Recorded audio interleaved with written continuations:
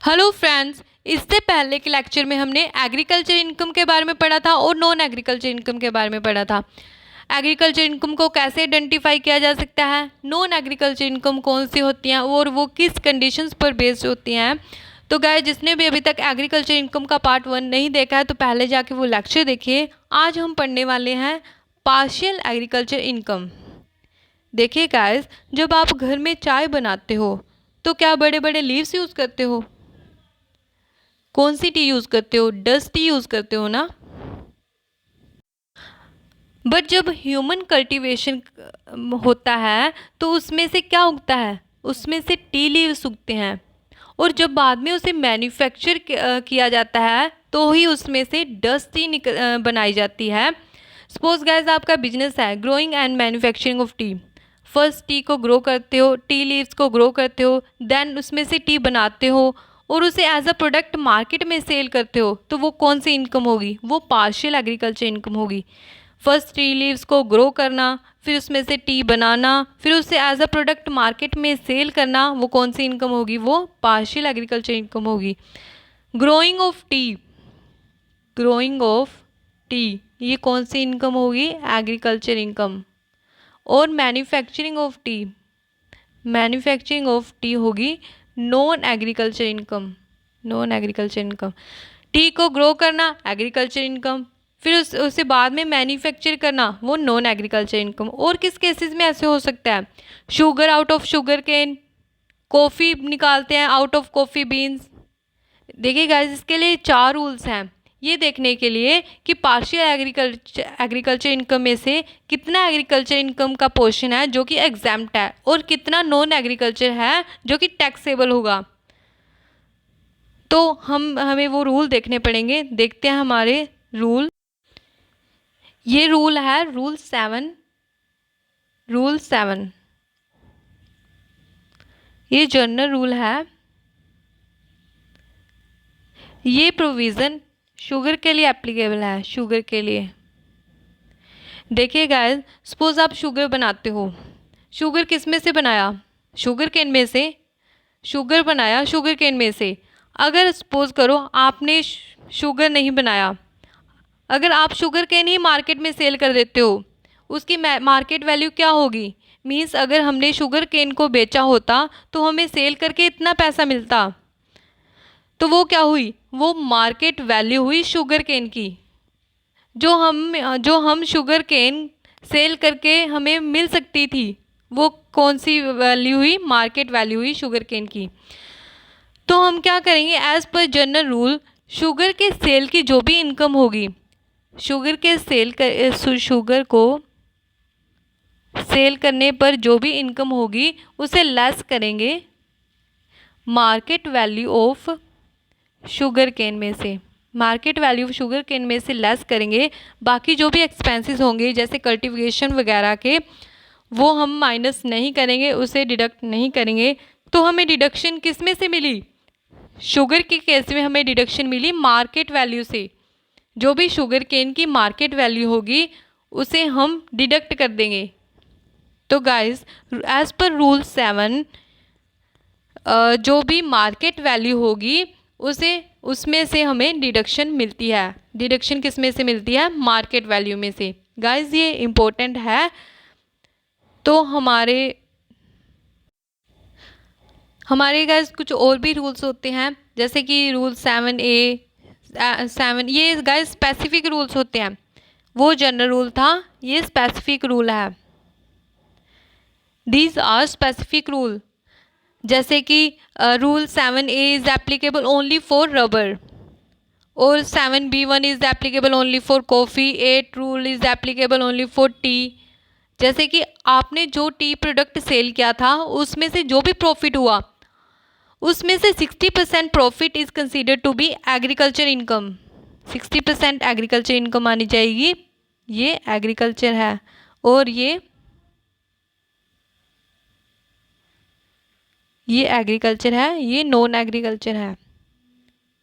60% of profit is considered to be agriculture income और 40% non agriculture income. ये 60% जो agriculture का है ये एग्जैम्प्ट है और ये 40% है नॉन एग्रीकल्चर का, ये टैक्सेबल है।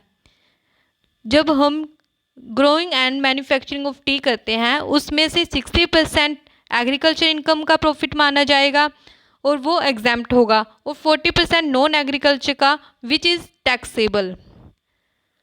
और रबर के केस में क्या होता है, as per rule 7A 65% agriculture income मानी जाएगी जो कि एग्जैम्प्ट है, और 35% नॉन एग्रीकल्चर इनकम मानी जाएगी। कॉफ़ी के केस में, कॉफ़ी के दो केसेस होते हैं। जब हम मान लो एग्रीकल्चर एक्टिविटी करके कॉफ़ी बीन्स को अलग करके उसे साफ़ करके मान लो सेल कर दिया, grown and cured, coffee beans को अलग कर दिया और उसे बाद में साफ़ किया और सेल कर दिया, तो उस केस में 75% और 25% है। जब बाद में कॉफ़ी को ग्रोन किया, उगाया, रोस्ट किया और ग्राउंडेड किया, भी किया साथ में, ग्राउंडेड मीन्स उसे पाउडर की फॉर्म में कन्वर्ट किया, पाउडर की फॉर्म में कन्वर्ट करने के बाद उसे सेल किया, तो वो उस केस में कौन सी होगी, 60% या 40%।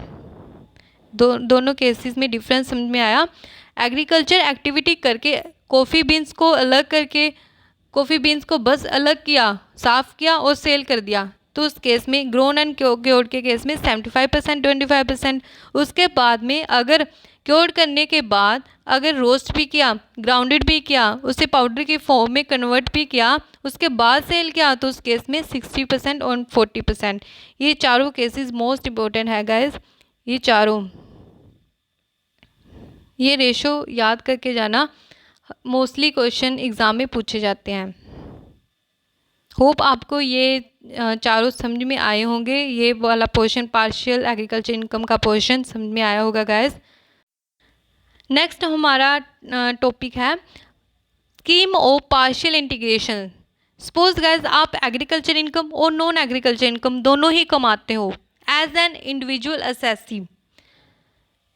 तो गाइज अगर एग्रीकल्चर इनकम आपकी अगर 5000 से एक्सीड कर जाती है, एग्रीकल्चर इनकम अगर आपकी 5000 से एक्सीड कर जाती है और नॉन एग्रीकल्चर इनकम अगर आपकी बेसिक एग्जाम्पशन लिमिट से एक्सीड कर जाती है, तो उस पर scheme of partial integration applicable होगा, तो उस पर scheme of partial integration applicable होगा। तो ये स्कीम किस पर एप्लीकेबल होगी, देखिए वो एसएससी जो इंडिविजुअल है, individual assessee, Hindu undivided family, body of individual, association of person, artificial judicial person पर ये स्कीम एप्लीकेबल है, scheme of partial integration. But किस पर एप्लीकेबल नहीं है, not applicable for firm, cooperative society and company. Company के लिए एप्लीकेबल नहीं है, फर्म के लिए एप्लीकेबल नहीं है और कोऑपरेटिव सोसाइटी के लिए स्कीम एप्लीकेबल नहीं है। और अगर non agriculture income basic exemption limit, वो बेसिक एग्जाम्पशन लिमिट जिसमें स्लैब्स रेट होती हैं, स्लैब रेट्स होती हैं, जैसे आपने पढ़ा होगा स्टार्टिंग में, इनकम टैक्स के स्टार्टिंग में पढ़ा होगा अगर आपने, कि जैसे ये वाले सुपर सिटीज़न जो भी होते हैं उनका क्राइटेरिया होता है, वो स्लैब रेट्स होती हैं, उनसे अगर नॉन एग्रीकल्चर इनकम एक्सीड कर जाए बेसिक एग्जाम्पशन लिमिट से, तो उस पर उसमें scheme of partial integration applicable होगा। और अगर एग्रीकल्चर इनकम एक्सीड कर जाए 5000 से, तो scheme of partial integration applicable होगा गाइस।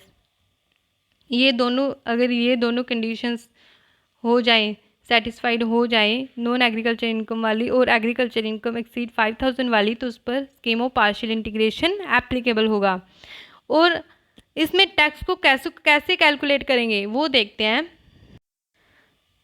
सबसे पहले स्टेप 1 में क्या करेंगे, calculate income tax on aggregate total income. सबसे पहले हम करेंगे टैक्स को कैलकुलेट करेंगे एग्रीगेट इनकम पर, वो एग्रीगेट टोटल इनकम जिसमें एग्रीकल्चर इनकम और नॉन एग्रीकल्चर इनकम दोनों होती हैं। Aggregate total income is equal to agriculture income plus non agriculture income.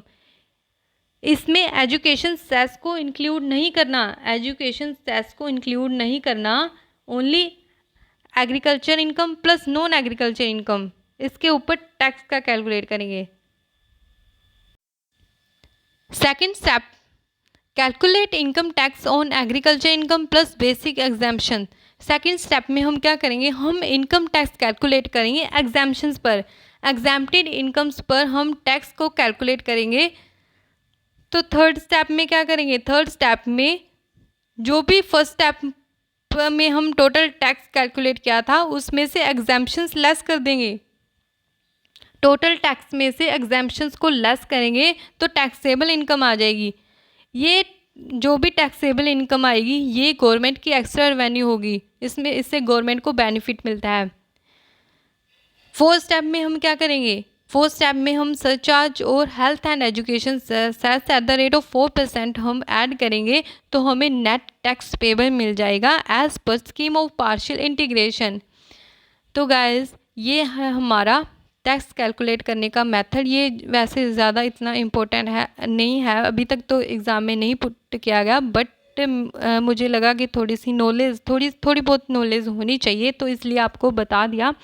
तो गाइस होप आपको ये partial integration and scheme of partial agriculture income और स्कीम ऑफ पार्शियल इंटीग्रेशन का topic है अच्छे से समझ में आया होगा गाइस।